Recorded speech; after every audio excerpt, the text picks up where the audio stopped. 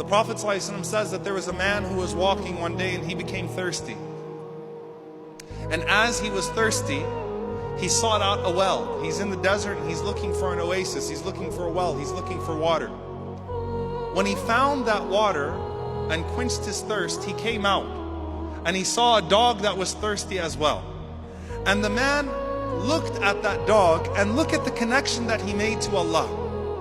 He said, 𝗟𝗚𝗞𝗘 and 𝗖𝗢𝗠𝗠𝗘𝗡𝗧. He said, the way that dog is thirsty, مِثْلُ الَّذِي كَانَ بَلَغَنِي, is the same way that I was thirsty. Just like I was thirsty and Allah gave water to me, that dog was also thirsty, so I should probably give it water. You see the spiritual connection here? The way that he made this connection? The way that he thought about it? He didn't just say, oh, it's a dog, maybe I should give it some water. There was a thought process there. You know, Allah took care of me when I was thirsty.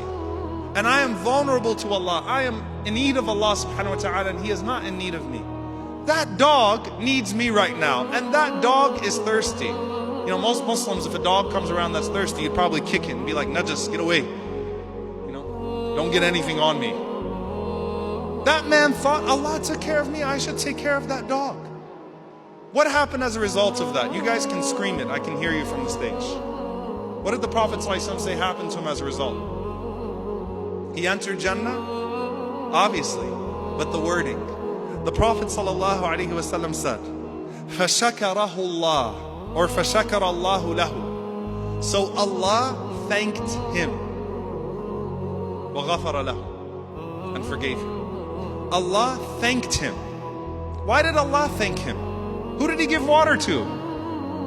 The dog. Why did Allah thank him and forgive him? Because he made that connection to Allah. He took this very simple deed and made that connection to Allah subhanahu wa ta'ala.